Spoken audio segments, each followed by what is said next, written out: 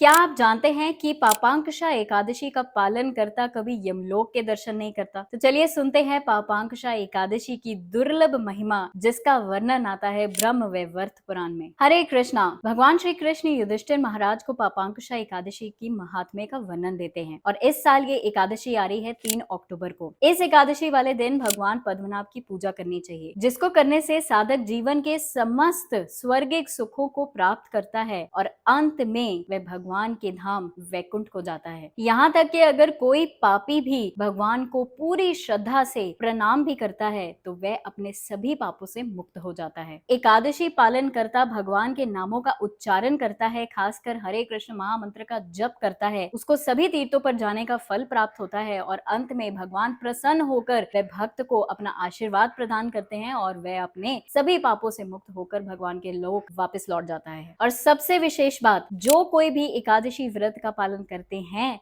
वो कभी भी यमलोक के दर्शन नहीं करते और इस व्रत से अर्जित पुण्य के 16वें भाग की बराबरी ना तो 100 राजसूय यज्ञ कर सकते हैं और ना तो 100 अश्वमेध यज्ञ। और अगर कोई पापांकुशा एकादशी का पूरी श्रद्धा से, निष्ठा से और प्रेम पूर्वक भगवान की प्रसन्नता के लिए व्रत रखता है और उस दिन भगवान की सेवा करता है तो वह परम गति को प्राप्त होता है। और वही नहीं, उसके माता की ओर की 10 पीढ़ियां, पिता की ओर की 10 पीढ़ियां और पत्नी की ओर की 10 पीढ़ियों के पूर्वज चतुर्भुजी रूप धारण करके गरुड़ पे आरूढ़ होकर भगवान के धाम वैकुंठ को लौट जाते हैं। तो सोचिए, सिर्फ एक छोटा सा व्रत रखने के लिए भगवान हमें रिटर्न में इतना कुछ दे रहे हैं। तो कमेंट बॉक्स में मुझे जरूर लिख के बताइएगा कि आप पापांकुशा एकादशी का व्रत जरूर पालन करेंगे। हरे कृष्णा।